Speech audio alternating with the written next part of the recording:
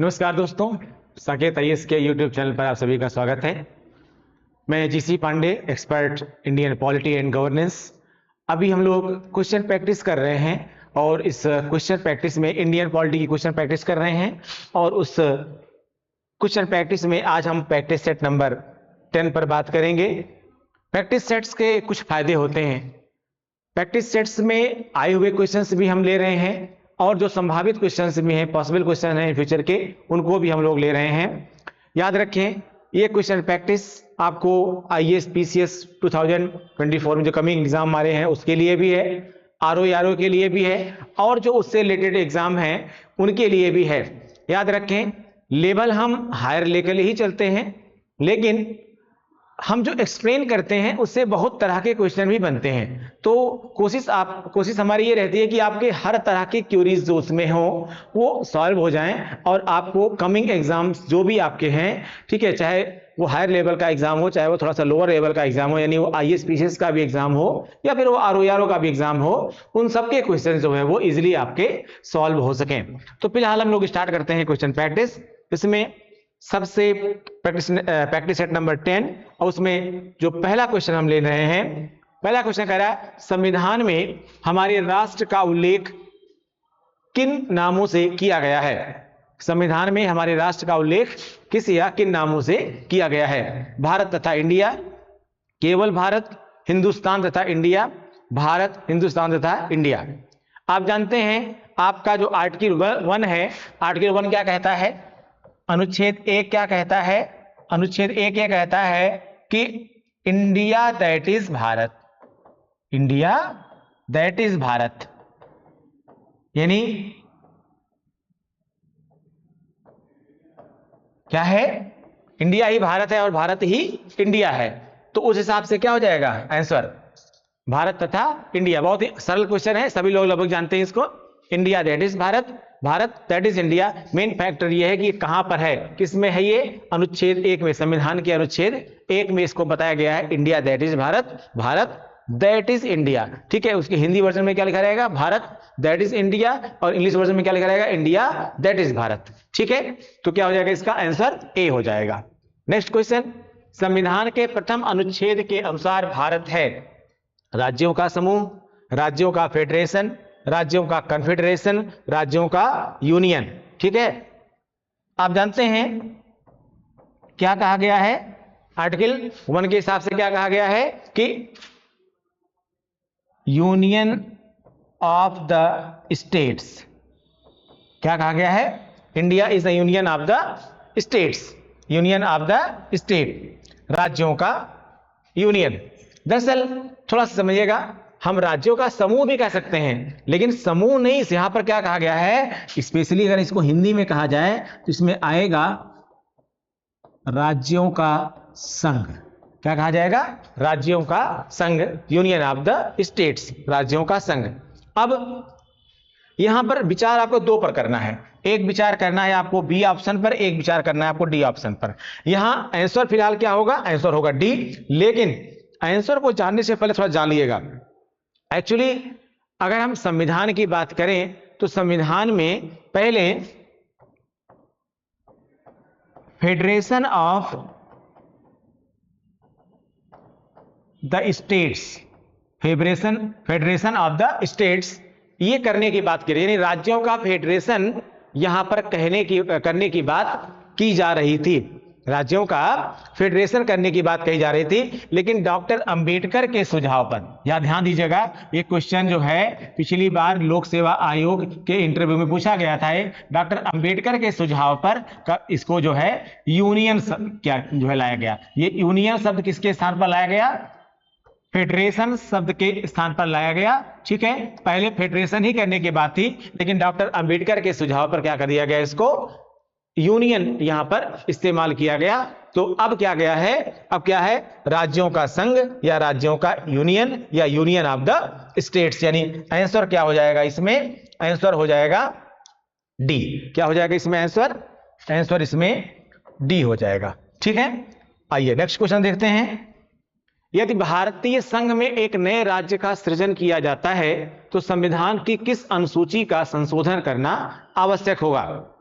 यदि भारतीय संघ में एक नए राज्य का सृजन किया जाता है, यानी भारत संघ में एक नए राज्य को जोड़ा जाता है, तो किस अनुसूची में संशोधन करने की आवश्यकता होगी? कह रहा है कि 5वीं अनुसूची, तीसरी अनुसूची, दूसरी अनुसूची और पहली अनुसूची। ठीक है, तो किस में होगा? आंसर होगा इसमें प्रथम अनुसूची। याद रखिएगा, भारतीय संविधान में अगर नए राज्यों की प्रवेश या स्थापना की से संबंधित कोई संशोधन अगर होता है या उससे संबंधित कोई व्यवस्था है, तो उसमें उसका जो वर्णन है वो किसमें है? भारतीय संविधान की प्रथम अनुसूची में इसका वर्णन किया गया है। तो परिवर्तन कहां पर होगा? प्रथम अनुसूची में परिवर्तन होगा। क्वेश्चन क्या कह रहा है अगला? चौथा क्वेश्चन, 4th नंबर क्वेश्चन कह रहा है, निम्नांकित में से संविधान के किस प्रावधान के अंतर्गत, निम्नांकित में से संविधान के किस प्रावधान के अंतर्गत भारतीय संसद को नया राज्य बनाने का अधिकार है? ठीक है, यानी निम्न में से संविधान के किस प्रावधान के अंतर्गत भारतीय संसद को नया राज्य बनाने का अधिकार है? अनुच्छेद 1, अनुच्छेद 2, अनुच्छेद 3, अनुच्छेद 4। ठीक है, अब यहां पर समझिएगा आप लोग कि नया राज्य बनाने का अधिकार आपको किस अनुच्छेद के अंतर्गत है। देखिए,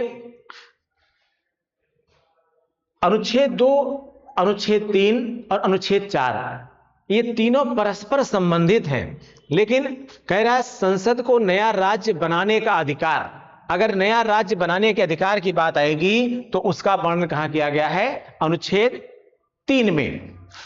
अनुच्छेद 2 कहता है कि नए राज्यों का प्रवेश या स्थापना की जा सकती है, पर किस तरीके से राज्य बनाया जाएगा इसके बारे में डिटेल बात कौन करता है? अनुच्छेद 3 कहता है। और अनुच्छेद 4 यह कहता है कि अगर आप अनुच्छेद 2 और 3 के अंतर्गत रहते हुए नए राज्य का निर्माण, स्थापना या सृजन कर रहे हैं, तो अगर उससे आनुषांगिक यानी उससे लगा हुआ, उसके परिणामिक यानी उसके रिजल्टेंट, अगर कोई आपको और भी परिवर्तन करना पड़ रहा है, जो कि करना पड़ेगा, तो भी आप उस परिवर्तन को करने के लिए आपको अनुमति है। यानी अनुच्छेद 2 और 3 के अंतर्गत रहते हुए अगर आपने कोई परिवर्तन संविधान में संशोधन किया हुआ है, परिवर्तन किया हुआ है, या कह सकते हैं सिंपल कि अनुच्छेद 2 और 3 के अंतर्गत रहते हुए आपने नए राज्यों का निर्माण किया है, तो उससे लगते हुए अगर आपको और भी कोई परिवर्तन करने की आवश्यकता है तो वो परिवर्तन भी आप कर सकते हैं। यह अनुच्छेद 4 में कहा गया है। फिलहाल संसद को नया राज्य बनाने का अधिकार की अगर बात करेंगे तो किसमें आएगा? अनुच्छेद 3 में आएगा। अगला क्वेश्चन देखते हैं, एक नया राज्य बनाने में संवैधानिक संशोधन के लिए कैसा बहुमत चाहिए? याद रखिएगा, सिंपल सी बात है, नए राज्यों के निर्माण से संबंधित मामलों में, नए राज्यों के निर्माण से संबंधित मामलों में साधारण बहुमत की ही आवश्यकता होती है। यानी साधारण बहुमत के द्वारा ही आप क्या कर सकते हैं? संविधान में संशोधन कर सकते हैं और नए राज्य का निर्माण भी कर सकते हैं। ठीक है, तो इसमें क्या हो जाएगा? आंसर ए हो जाएगा। अगला क्वेश्चन क्या कह रहा है, निम्नलिखित में से कौन सा कथन नए राज्यों के निर्माण के बारे में सही नहीं है? निम्नलिखित में से कौन सा कथन नए राज्यों के निर्माण के बारे में सही नहीं है? पहला कह रहा है संसद विधि द्वारा एक नए राज्य का निर्माण कर सकती है। भाई सही है, संसद को अधिकार होता है कि वो नए राज्य का निर्माण कर सकती है। भाई संसद को ही, यानी यहां पर राज्यों के विधानमंडलों को कोई भी अधिकार नहीं है नए राज्यों के निर्माण का, तो किसको अधिकार है? संसद को अधिकार है। तो जाहिर सी बात है कि ये भी ऑप्शन सही है। कह रहा है सही नहीं है, याद रखिएगा, सही नहीं पूछ रहा है, तो ये ऑप्शन सही है। बी कह रहा है इस प्रकार की विधि में संविधान की पहली अनुसूची और चौथी अनुसूची के संशोधन का प्रावधान होगा। इस प्रकार की विधि में संविधान की पहली अनुसूची और चौथी अनुसूची के संशोधन का प्रावधान होगा। दरअसल बिल्कुल ये सही है। अगर कोई आप नए राज्य का निर्माण या स्थापना कर रहे हैं तो उसमें पहली अनुसूची में सीधे परिवर्तन होगा और उससे लगी चौथी अनुसूची में भी परिवर्तन करना पड़ेगा, तो ये भी सही है। तीसरा कह रहा है इस प्रकार की विधि को अनुच्छेद 368 के प्रयोजनों के लिए संविधान का संशोधन समझा जाएगा। इस प्रकार की विधि को अनुच्छेद 368 के प्रयोजनों के लिए संविधान का संशोधन समझा जाएगा, ये गलत है। ये गलत इसलिए है क्योंकि एक्चुअली समझा नहीं जाएगा। क्या होना चाहिए? समझा नहीं जाएगा। अनुच्छेद 3 यानी नए राज्यों का निर्माण, प्रवेश या स्थापना अनुच्छेद 368 के अंतर्गत संविधान संशोधन नहीं माना जाता है। ठीक है, ऐसे में ये क्या होगा, अगर यहां पर नहीं होता तब तो ये सही हो जाता, लेकिन यहां पर क्या है, समझा जाएगा का जिक्र है, इसलिए जो है इसको जो है सही माना नहीं जाएगा, यानी ये गलत है। फिर डी क्या कह रहा है, इस प्रयोजन के लिए विधेयक संसद में तब तक पुनः स्थापित नहीं किया जा सकता जब तक इसे उस राज्य के विधानमंडल को निर्दिष्ट नहीं कर दिया गया हो जिसके क्षेत्र, सीमाओं या नाम पर इसका प्रभाव पड़ता है। ये भी सही है। व्यवस्था क्या है? संवैधानिक व्यवस्था यह है कि जिन राज्यों का संदर्भ नए राज्यों के सृजन से है, प्रत्यक्ष तौर पर या परोक्ष रूप से, भाई मान लीजिए नए राज्य का निर्माण किया जा रहा है तो उसमें जाहिर सी बात है कुछ पुराने राज्यों की सीमाओं में बदलाव किया जाएगा। तो ऐसे में जो जो राज्य प्रभावित हो रहे हैं, संवैधानिक व्यवस्था यह है कि उन राज्यों को राष्ट्रपति के माध्यम से सूचना भेजी जाएगी। तय अवधि के अंदर इस मामले पर राज्यों को अपनी राय देनी होगी। किसको? राष्ट्रपति के पास अपनी राय भेजनी होगी। उस तय अवधि से पहले इससे संबंधित कोई भी विधेयक संसद में पेश किया नहीं जा सकता है। ठीक है ना? हाँ, उस राय को मानना या ना मानना वो संसद के ऊपर निर्भर करता है, केंद्र सरकार के ऊपर निर्भर करता है, लेकिन उस तय अवधि के भीतर जिसके भीतर राय मांगी गई है उससे पहले उससे संबंधित कोई भी विधेयक संसद में प्रस्तुत नहीं किया जा सकता है। ठीक है, तो ये भी सही होगा इसमें। अब अगर क्वेश्चन के हिसाब से देखा जाए तो इसमें आंसर क्या सही है? आंसर सही है इसमें सी। ठीक है, यानी संविधान का संशोधन जो है वो नहीं माना जाता है, जबकि क्या कह रहा है, माना जाएगा अनुच्छेद 368 के अंतर्गत। तो आंसर क्या हो जाएगा? सी आंसर हो जाएगा। यही वाला पोर्शन गलत है। अगला क्वेश्चन क्या कह रहा है, संवैधानिक प्रावधानों के अनुसार राज्यों की सीमाओं को बदलने के लिए, संवैधानिक प्रावधानों के अनुसार राज्यों की सीमाओं को बदलने के लिए सहमति की आवश्यकता होती है। राज्यों के विधानमंडल, सदन की, राज्य के मुख्यमंत्री की, राज्य की, इनमें से कोई नहीं, इनमें से कोई नहीं। किसकी आवश्यकता होती है? किसी की कह रहा है सहमति की आवश्यकता। सहमति की आवश्यकता की बात कह रहा है, वास्तव में किसी की सहमति नहीं चाहिए, किसी की भी सहमति नहीं चाहिए। वास्तव में राय मांगी जाती है। मैंने कहा अभी इससे पहले वाले क्वेश्चन बताया आपको, इससे पहले 6 नंबर क्वेश्चन बताया हमने आपको कि राज्यों की तय अवधि के भीतर राय मांगी जाती है, लेकिन उस राय से सरकार सहमत है नहीं, केंद्र सरकार सहमत है नहीं, ये उसके ऊपर निर्भर करता है। राय आपके माने या फिर वो ना माने, लेकिन उस तय अवधि के भीतर जिसके भीतर आपको राय देने के लिए कहा गया है उससे पहले वो कोई विधेयक पेश नहीं कर सकती। तो चूंकि यहां पर सहमत की आवश्यकता की बात हो रही है, आप सहमत हैं या नहीं, जो संबंधित राज्य हैं जिनको काट छांट करके नया राज्य बनाया जा रहा है वे सहमत हो या ना सहमत हो फिर भी नए राज्य का निर्माण कर सकती है संसद। ठीक है, इसलिए इसमें आंसर क्या हो जाएगा? आंसर इसमें डी हो जाएगा। क्या होगा आंसर? डी हो जाएगा। किनमें से कोई भी, किसी के भी सहमत की आवश्यकता नहीं है। अगला क्वेश्चन कह रहा है, भारत के संविधान के अंतर्गत निम्नलिखित में से किसको राज्यों की सीमाओं को परिवर्तित करने की शक्ति प्राप्त है? किसको राज्यों की सीमाओं को परिवर्तित करने की शक्ति प्राप्त है? किसको प्राप्त है? जो है संसद को, लोकसभा को, राष्ट्रपति को, सर्वोच्च न्यायालय को। अभी हमने बताया इससे पहले ये शक्ति किसको प्राप्त है? संसद को प्राप्त है। नए राज्यों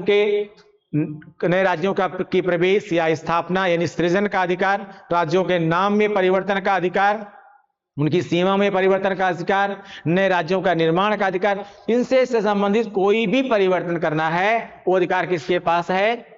संसद के पास है। ठीक है ना? तो क्या हो जाएगा इसमें आंसर? आंसर हो जाएगा इसमें ए। ठीक है ना? किसको प्राप्त है? संसद को प्राप्त है। नेक्स्ट क्वेश्चन देखते हैं, निम्नलिखित में से कौन एक नए राज्यों के निर्माण के लिए संवैधानिक उपबंध नहीं है? निम्नलिखित में से कौन एक नए राज्यों के निर्माण के लिए संवैधानिक उपबंध नहीं है? कह रहा है संवैधानिक उपबंध नहीं है, संवैधानिक व्यवस्था नहीं है। किसी राज्य के क्षेत्र बढ़ाकर, किसी राज्य का क्षेत्र घटाकर, किसी राज्य का नाम परिवर्तन कर, एक राज्य संघ राज्य क्षेत्र शामिल कर सकेगा, ये नहीं है। ठीक है, ये गलत है ऑप्शन। राज्य को कोई भी अधिकार नहीं है, किसी राज्य का क्षेत्र बढ़ाया जा सकता है, किसी राज्य का क्षेत्र घटाया जा सकता है, किसी भी राज्य का नाम परिवर्तित किया जा सकता है। आप जानते हैं कई राज्यों का नाम परिवर्तित किया गया, ठीक है, लेकिन ये परिवर्तन का अधिकार किसके पास है? ये परिवर्तन का अधिकार किसके पास है? संसद के पास है, पार्लियामेंट के पास है। राज्यों को इससे संबंधित कोई भी अधिकार नहीं है। तो एक राज्य संघ राज्य क्षेत्र शामिल कर सकेगा, ठीक है, ये ऑप्शन क्या है आपका? गलत है। आंसर इसमें क्या हो जाएगा? आंसर इसमें डी हो जाएगा। नेक्स्ट क्वेश्चन देखते हैं हम लोग। बिहार को काटकर एक पृथक वनांचल राज्य का बनना संभव है। बिहार को काटकर एक पृथक वनांचल राज्य का बनना संभव है। राज्य विधानसभा में कानून पारित करके, राज्यपाल द्वारा अध्यादेश को पारित करके, संवैधानिक औपचारिकता को समाप्त करके, उपरोक्त में से कोई नहीं। भाई राज्य को इसमें कोई अधिकार नहीं है, तो जाहिर सी बात ये भी नहीं होगा। राज्यपाल द्वारा अध्यादेश पारित करके, जाहिर सी बात ये भी नहीं होगा। संवैधानिक औपचारिकता को समाप्त करके, संवैधानिक औपचारिकता के बिना आप कुछ कर ही नहीं सकते हैं, तो जाहिर सी बात है क्या होगा आंसर इसमें? उपरोक्त में से कोई नहीं। क्या हो जाएगा इसमें आंसर? डी। बिहार या किसी भी राज्य, आप यहां पर बिहार को मत लीजिए, आप बिहारी को मत लीजिए, ठीक है, बस किसी भी राज्य के संदर्भ देख लीजिए आप। उत्तर प्रदेश, कोई भी राज्य हो को काटकर एक पृथक वनांचल, एक पृथक राज्य, आप इसको भी हटा दीजिए, राज्य का बनना संभव है, संसद के द्वारा संभव है। राज्यों की इसमें कोई भी भूमिका नहीं है। अगला क्वेश्चन, निम्न में से कौन सा संविधान के अनुच्छेद 3 के अंतर्गत संसद के एक कानून द्वारा संभव नहीं है? निम्न में से कौन सा संविधान के अनुच्छेद 3 के अंतर्गत संसद के एक कानून द्वारा संभव नहीं है? नए राज्यों का गठन, राज्यों के क्षेत्रों में परिवर्तन, राज्यों की सीमाओं में परिवर्तन, नए राज्यों का प्रवेश।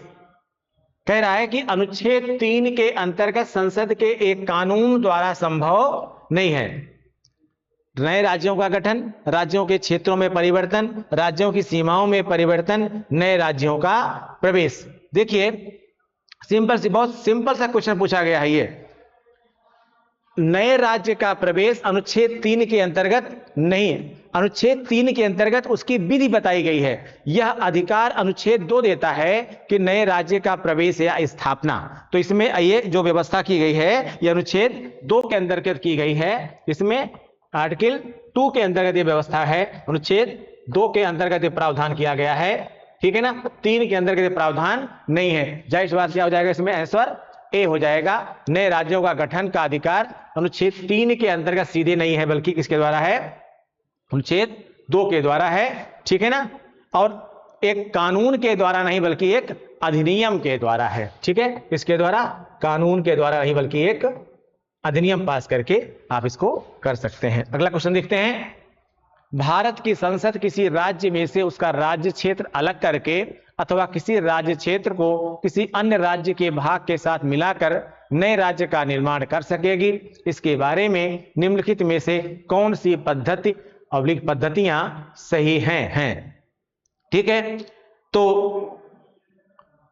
ऑप्शन देखिए, साधारण बहुमत द्वारा तथा सामान्य विधायी प्रक्रिया द्वारा। साधारण बहुमत द्वारा तथा सामान्य विधायी प्रक्रिया द्वारा, ये सही है। साधारण बहुमत चाहिए, नए राज्यों के निर्माण के लिए विशिष्ट बहुमत की आवश्यकता नहीं है। दूसरा कह रहा है राष्ट्रपति की अनुशंसा से जो आमतौर पर विधेयक को, ठीक है, उन राज्यों के विधानमंडल को भेजते हैं जो विधेयक में प्रस्तावित परिवर्तनों से प्रभावित होने वाले हैं। अभी हमने बताया, ये भी सही है कि एक तो नए राज्यों के निर्माण, प्रवेश या स्थापना से संबंधित मामलों के लिए साधारण बहुमत चाहिए। दूसरी बात क्या है कि अगर नए राज्य का निर्माण, प्रवेश या स्थापना कर रहे हैं तो जो भी राज्य उससे प्रभावित हो रहे हैं उन राज्यों को क्या होगा? उनको जो है, उन राज्यों के विधानमंडलों को इसकी सूचना दी जाती है और तय अवधि के अंदर उनको इस पर अपनी राय राष्ट्रपति को भेजनी ही होती है। ये अलग बात है कि उस राय से सहमत है या नहीं है। तो जाहिर बात दूसरा भी सही है। तीसरा कह रहा है राष्ट्रपति को दी गई प्रधानमंत्री की सलाह से, बिल्कुल नहीं, ये गलत है। तो आंसर क्या हो जाएगा इसमें? ए और 2 सही है, तो इसमें आंसर हो जाएगा ए। 1 और 2 दोनों ही सही है। अगला क्वेश्चन होगा, भारत एक संघीय राज्य है, कैसे? भारत एक संघीय राज्य है, कैसे? स्वतंत्र न्यायपालिका, शक्ति का केंद्र और राज्यों में वितरण, केंद्र की अवशिष्ट शक्ति, वित्त आयोग का गठन। दरअसल भारत एक संघीय राज्य है। क्या कहा जाता है भारत को?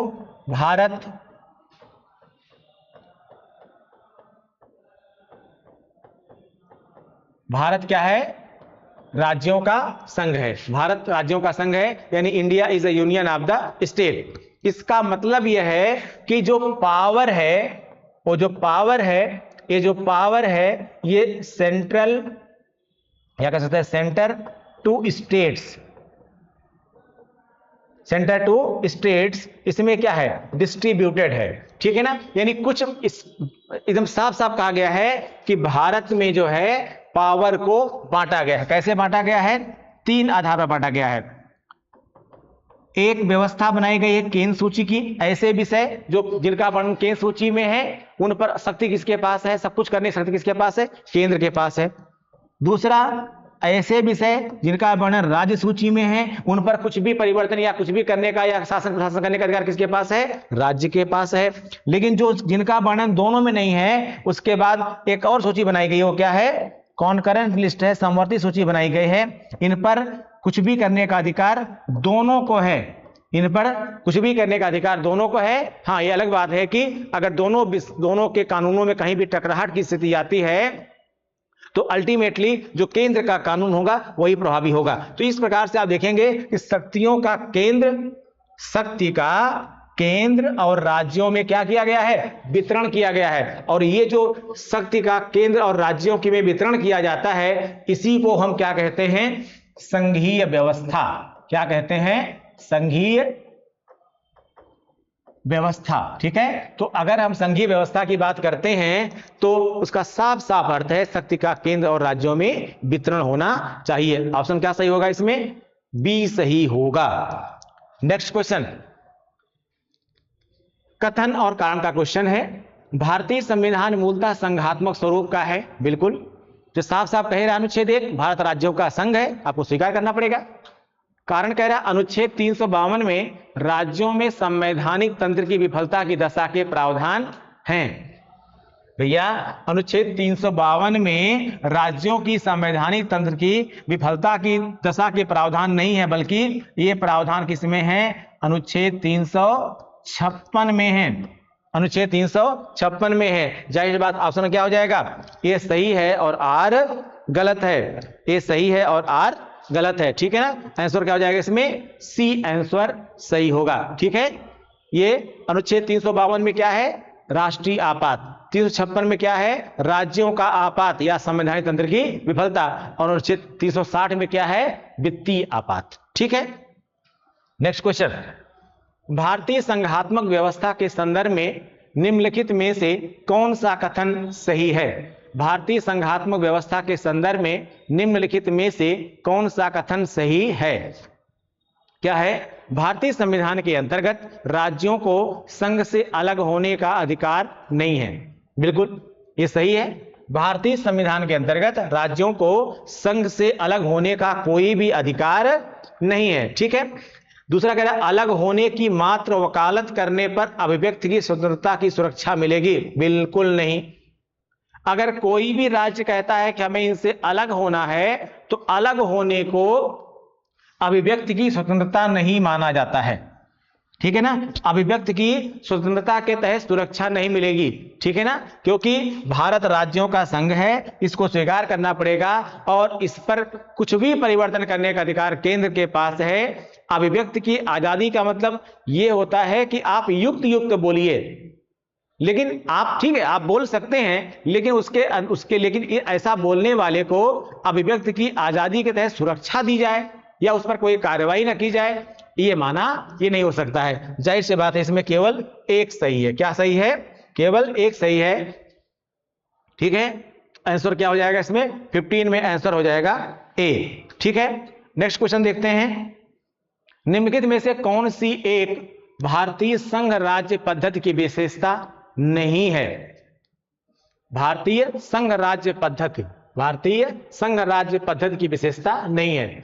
भारत में स्वतंत्र न्यायपालिका है। ठीक है? विशेषता नहीं है, मतलब स्पेशलाइज कैरेक्टर नहीं है ये किसका, संघ राज्य पद्धति की। स्वतंत्र न्यायपालिका है तो भी नहीं है, तो भी ये संघ राज्य पद्धति में नहीं माना जाता है। केंद्र और राज्यों के बीच शक्तियों का स्पष्ट विभाजन किया गया है। देखिए कह रहा है विशेषता नहीं है, थोड़ा गलत हो गया यहां पर, विशेषता नहीं है कह रहा है। तो भारत में स्वतंत्र न्यायपालिका है, स्वतंत्र न्यायपालिका संघ राज्य पद्धति की विशेषता मानी जाती है भाई। अगर स्वतंत्र न्यायपालिका नहीं है तो संघ राज्य पद्धति का, संघ राज्य यानी संघीय व्यवस्था का कोई मतलब ही नहीं है, ठीक है ना। तो ये बेटा सही माना जाएगा। केंद्र और राज्यों के बीच शक्तियों का स्पष्ट विभाजन किया गया है, बिल्कुल संघीय व्यवस्था में केंद्र और राज्यों के बीच शक्तियों का स्पष्ट विभाजन होना चाहिए और ये किया भी गया है। सी कह रहा है संघबद्ध होने वाली इकाइयों को राज्यसभा में असमान प्रतिनिधित्व दिया गया है। देखिए जो भी अलग अलग राज्य शामिल किए गए हैं सभी को राज्यसभा में समान प्रतिनिधित्व नहीं है, ये उनकी आबादी के ऊपर उनको राज्यसभा में सीटों का आवंटन किया गया है, तो ये भी सही है। डी कह रहा है यह संघबद्ध होने वाली इकाइयों के बीच एक सहमति का परिणाम है, यह संघबद्ध होने वाली इकाइयों के बीच एक सहमति का परिणाम है। क्वेश्चन कह रहा है पद्धति की विशेषता नहीं है, तो ये कोई विशेषता नहीं हुई, इसलिए अगर आंसर के हिसाब से देखा जाए तो इसमें क्या हो जाएगा, डी हो जाएगा, जो यह संघबद्ध होने वाली इकाइयों के बीच एक सहमति का परिणाम है। फिलहाल ये कोई विशेषता नहीं है, किसकी, संघ राज्य पद्धति की विशेषता नहीं है। अगला क्वेश्चन देखिए, निम्नलिखित में से कौन सा धर आयोग का अधिदेश था, निम्नलिखित में से कौन सा धर आयोग का अधिदेश था। याद रखिएगा धर आयोग, उसके बाद जो अन्य कमेटी बनाई गई थी, ठीक है ना, जिसमें 3 सदस्यीय कमेटी बनी हुई थी, उसके बाद जो राज्य पुनर्गठन आयोग बना, इन सब के बारे में हम कुछ पिछले वीडियोस में विधिवत डिटेल में बता चुके हैं, तो यहां उसका हम वर्णन नहीं कर रहे हैं।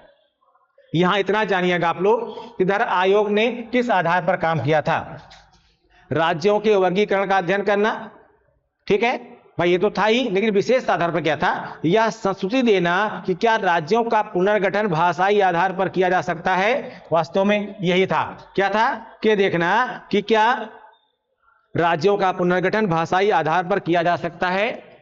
तो वास्तव में धर आयोग इसीलिए बनाया गया था कि क्या राज्यों का पुनर्गठन भाषाई आधार पर हो सकता है, लेकिन इस आयोग ने बताया था कि जो है राज्यों का पुनर्गठन भाषाई आधार पर ना करके प्रशासनिक आधार पर करना चाहिए, बताया ये था इसने, लेकिन इसका गठन किया गया था यह देखने के लिए कि क्या राज्यों का गठन भाषाई आधार पर किया जा सकता है। तो आंसर क्या हो जाएगा इसका, बी हो जाएगा, ठीक है। वर्ष 1956 के राज्य पुनर्गठन अधिनियम द्वारा कितने राज्य और संघीय क्षेत्रों की स्थापना की गई, 14 राज्य, 18 राज्य, 22 राज्य, 21 राज्य, ठीक है। तो इसमें वास्तव में जब 1956 का जो पुनर्गठन अधिनियम था जिसके अध्यक्ष फजल अली साहब थे, तो उसमें लगभग 14 राज्य और 6 संघीय क्षेत्रों, ठीक है, की स्थापना की गई थी। कितना, 14 राज्य और 6 संघीय क्षेत्रों की स्थापना की गई थी, इसलिए 14 राज्य, हाँ केवल चूंकि ए में ही 14 राज्य है, ये फिक्स है 14 राज्य ही था इसमें, इसलिए इसका आंसर क्या हो जाएगा, ए आंसर हो जाएगा। अगला क्वेश्चन कह रहा है भारत संघ नहीं है, भारत संघ नहीं है, कारण क्या होता है, किसी भी राज्य का क्षेत्र, सीमा, नाम उसकी सहमति के बिना भी परिवर्तित करने की शक्ति संघीय संसद को प्राप्त है। भारत संघ नहीं है, ये तो 100% गलत है। क्यों गलत है भैया, क्योंकि अनुच्छेद 1 कहता है भारत राज्यों का संघ है, जाहिर सी बात है कि ये गलत है, ठीक है ना। और किसी भी राज्य का क्षेत्र, सीमा, नाम या जो कुछ भी है, राज्य से संबंधित कोई भी परिवर्तन करने का अधिकार किसके पास है, संसद के पास है, जाहिर सी बात है ये वाला कारण जो है इसका ये सही है, ठीक है ना। यानी ए गलत है और आर सही है। क्या हो जाएगा इसमें आंसर, आंसर इसमें डी हो जाएगा। ए गलत है, भारत राज्यों का संघ है भाई, अनुच्छेद 1 साफ साफ कह रहा है, ठीक है, तो ए गलत है और आर सही है। अगला क्वेश्चन क्या कह रहा है, राज्य पुनर्गठन अधिनियम के बारे में निम्नलिखित में से कौन सा एक कथन सही नहीं है। राज्य पुनर्गठन अधिनियम के बारे में निम्नलिखित में से कौन सा एक कथन सही नहीं है। अधिनियम का संबंध राज्यों की सीमाओं का फिर से रेखांकन करने की समस्या से था। अधिनियम का संबंध राज्यों की सीमाओं का फिर से रेखांकन करने की समस्या से था। नहीं, ये जो राज्य पुनर्गठन अधिनियम लाया गया था उसका संबंध था राज्यों का भाषाई आधार पर गठन करना। ठीक है ना, राज्यों का जो पुनर्गठन हो वो भाषा के आधार पर नए राज्यों का निर्माण किस प्रकार से किया जाए उससे संबंध था। ठीक है, करा कथन सही नहीं है, कथन सही नहीं है, तो यह कथन बिल्कुल भी सही नहीं है। यह 1956 में पारित हुआ था, यह सही है। इसने 14 राज्यों और 6 संघ राज्य क्षेत्रों का सृजन किया। इससे पहले वाले क्वेश्चन में अभी हमने आपको यही बताया था। और डी कह रहा है राज्य की सीमाएं प्रशासनिक सुविधा के लिए खींची गई, ये भी सही है। भाई प्रशासनिक आधार पर देखा गया, हाँ भाषा के आधार पर राज्यों का जरूर सृजन किया गया, लेकिन उसमें प्रशासनिक सुविधा को भी देखा गया। जो धर आयोग की सिफारिश थी कि प्रशासनिक आधार पर राज्यों का निर्माण करना चाहिए, तो राज्यों का निर्माण तो प्रशासनिक आधार पर नहीं किया गया, लेकिन राज्यों का निर्माण तो भाषा के आधार पर किया गया। लेकिन ये जरूर देखा गया कि प्रशासनिक सुविधा के दृष्टिकोण से कितना उसकी सीमा का निर्धारण किया जाए, कहां तक उसको विस्तारित किया जाए। ठीक है, तो ये जरूर देखा गया। इसलिए बी भी सही है, सी भी सही है, डी भी सही है। इसमें ए ऑप्शन गलत है। क्या था कि अधिनियम का संबंध राज्यों की सीमाओं का फिर से रेखांकन करना। अरे फिर से रेखांकन तो तब होगा जब पहले बना होगा, जो पहले स्पष्ट तौर पर बना ही नहीं था सभी राज्य, तो बहुत सारा परिवर्तन किया गया था। तो इसमें क्या हो जाएगा, ए ऑप्शन क्या है, सही नहीं है। इसमें ध्यान दीजिएगा, हमेशा सही है सही नहीं में अक्सर गलतियां हो जाती है। तो ये भी हमने आपको इंपॉर्टेंट क्वेश्चन साथ दिए। नेक्स्ट वीडियो में हम इससे अधिक हम आपको और इंपॉर्टेंट क्वेश्चन देने की कोशिश करेंगे। और हम कभी कभी से आज हमने एक पर्टिकुलर टॉपिक से क्वेश्चन कराया, तो कभी कभी हम पूरे टॉपिक से ही क्वेश्चन कराते हैं। इसका मतलब ये नहीं हुआ कि बाकी टॉपिक कराएंगे नहीं, हम लगभग इंडियन पॉलिटी के सभी टॉपिक से रिलेटेड क्वेश्चंस, आपको जितने भी इंपॉर्टेंट क्वेश्चंस हैं वो आपको हम कराएंगे। ठीक है, तो आज के वीडियो में फिलहाल इतना ही। Thank you.